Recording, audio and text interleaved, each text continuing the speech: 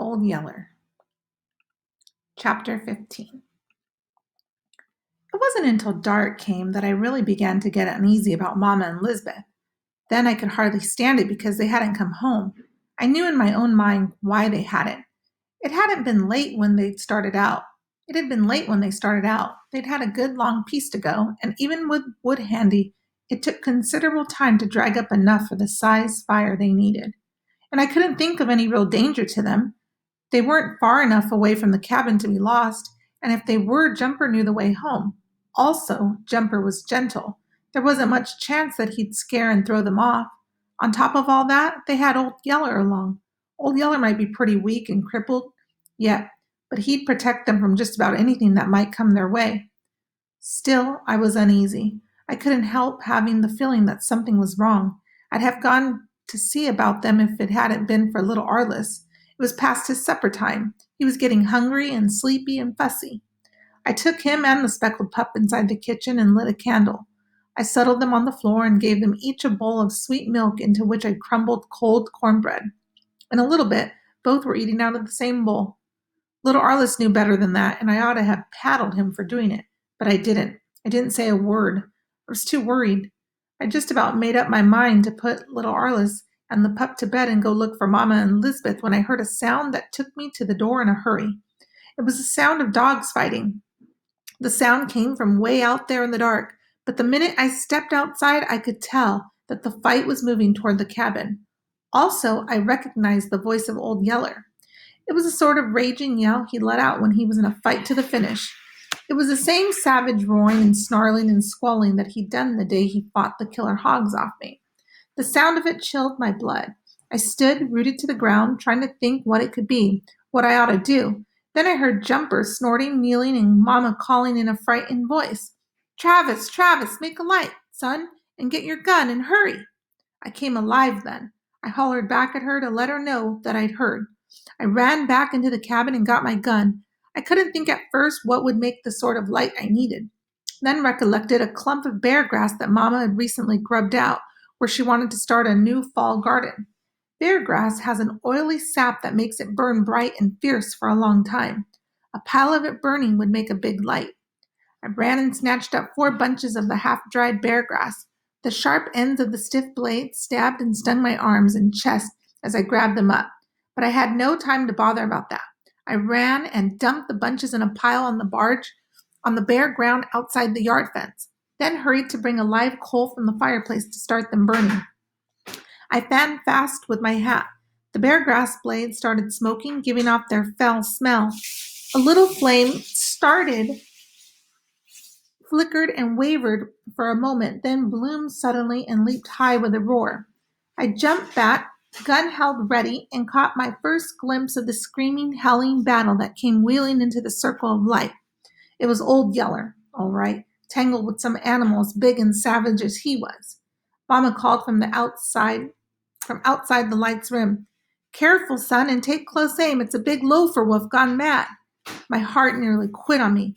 There weren't many of the gray loafer wolves in our part of the country, but I knew about them.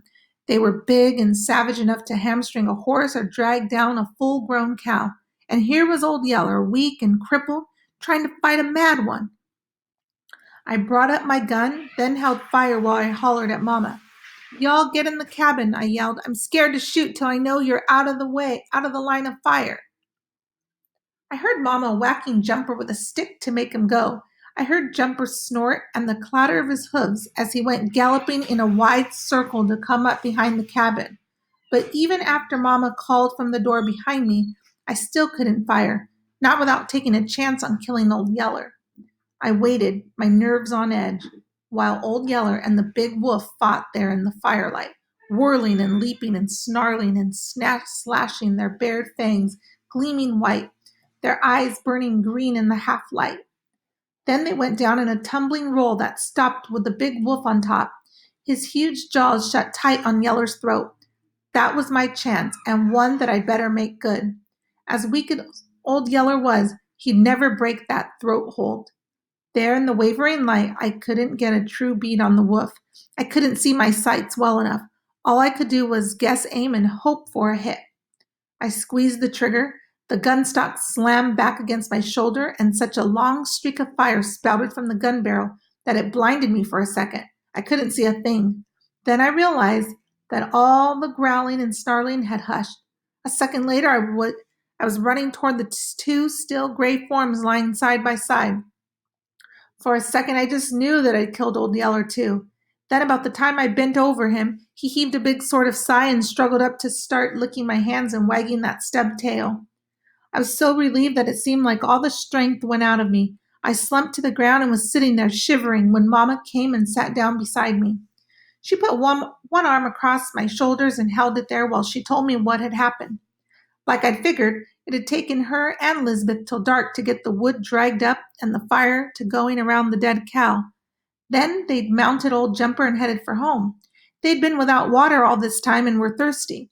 When they came to the crossing on Birdsong Creek, they dismounted to get a drink. And while they were lying down drinking, the wolf came. He was right on them before they knew it. Mama happened to look up and see the dark hulk of him coming bounding toward them across a little clearing. He was snarling as he came, and Mama just barely had time to come to her feet and grab up a dead chinaberry pole before he sprang. She whacked him hard across the head, knocking him to the ground. Then Old Yeller was there, tying into him. Mama and Lisbeth got back on Jumper and tore out for the house. Right after them came the wolf, like he had his mind fixed on catching them and nothing else. But Old Yeller fought him too hard and too fast. Yeller wasn't big and strong enough to stop him, but he kept him slowed down and fought away from Jumper and Mama and Lisbeth.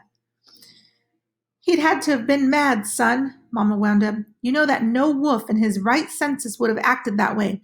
Not even a big loafer wolf. Yes'm, I said, and it's sure a good thing that Old Yeller was along to keep him fought off. I shuddered at the thought of what could have happened without Old Yeller. Mama waited a little bit, then said in a quiet voice, It was a good thing for us, son, but it wasn't good for Old Yeller. The way she said that gave me a cold feeling in the pit of my stomach. I sat up straighter. What do you mean? I said. Old Yeller's all right. He's maybe chewed up some, but he can't be bad hurt. See, he's done trotting off toward the house. Then it hit me what Mama was getting at. All my insides froze. I couldn't get my breath. I jumped to my feet, wild with hurt and scare. But Mama, I cried out, Old Yeller just saved your life. He saved my life. He saved little Arliss's life. We can't. Mama got up and put her arm across my shoulders again.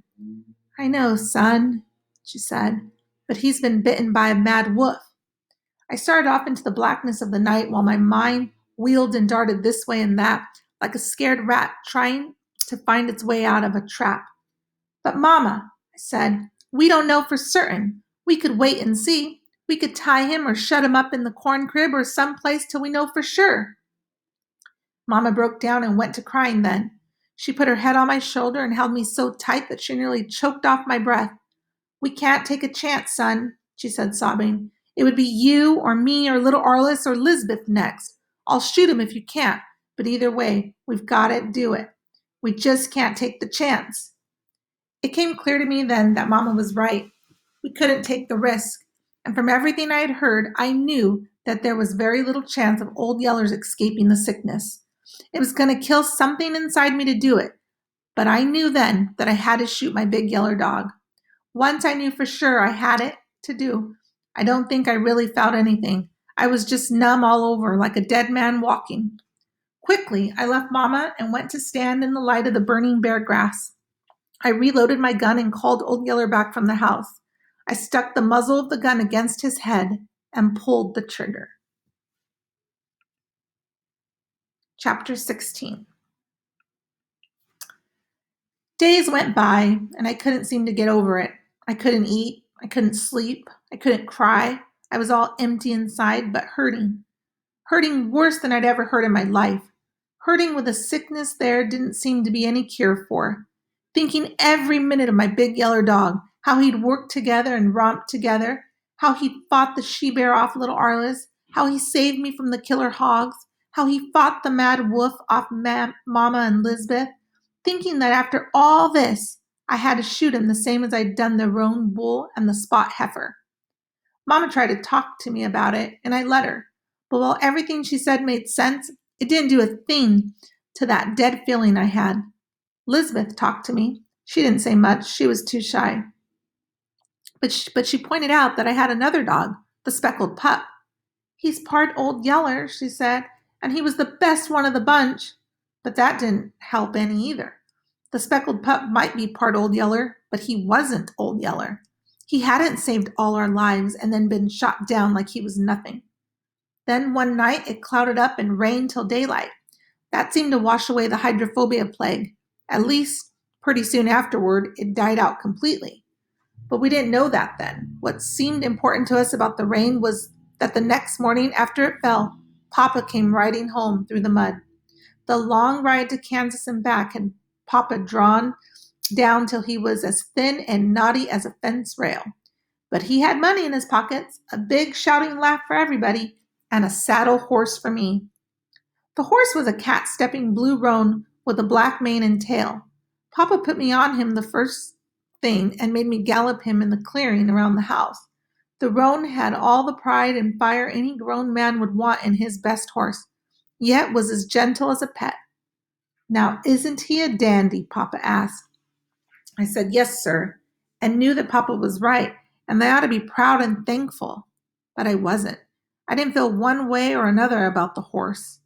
Papa saw something was wrong. I saw him look a question at Mama and saw Mama shake her head. Then late that evening, just before supper, he called me off down to the spring where we sat and he talked. Your Mama told me about the dog, he said. I said, yes, sir, but didn't add anything. That was rough, he said. That was rough a thing as I ever heard tell of happening to a boy, and I'm mighty proud to learn how my boy stood up to it. You couldn't ask any more of a grown man. He stopped for a minute. He picked up some little pebbles and thumped them into the water, scattering a bunch of hairy-legged water bugs. The bugs darted across the water in all directions. Now, the thing to do, he went on, is to try to forget it and go on being a man. How? I asked. How can you forget a thing like that? He studied me for a moment, then shook his head.